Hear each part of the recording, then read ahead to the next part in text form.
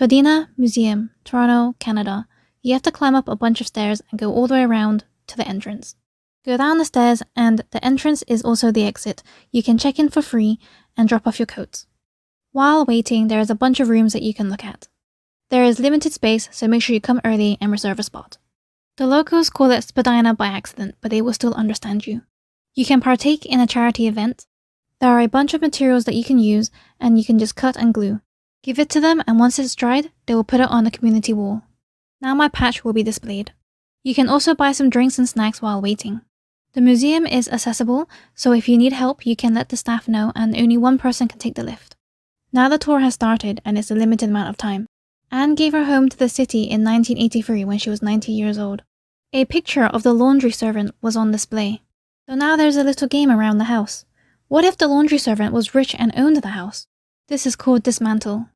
One of the sons had TB, so this is the third floor and it was made for him to quarantine, but he died before it finished. Gordon also used it as inspiration to paint in. These are the servants' rooms. They had their own bathroom as well. It just shows how well they were treated. The third floor is an original.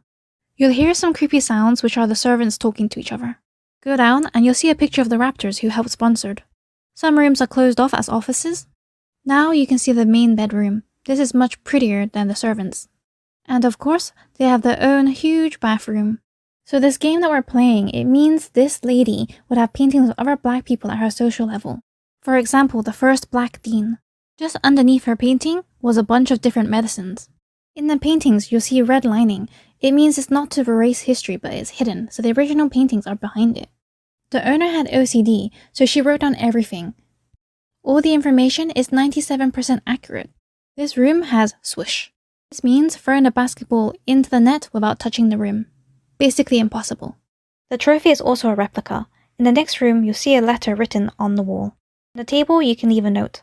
Going past the original first room, we reach here, and there's a room that's blocked off, and there's a piano that you're allowed to touch and play. Remember, the tour is about 40-45 minutes, so you don't get much time to look around and play the piano at the same time. I think I only had about 30 seconds on there because other people were on the piano too. You're allowed to freely roam the ground floor.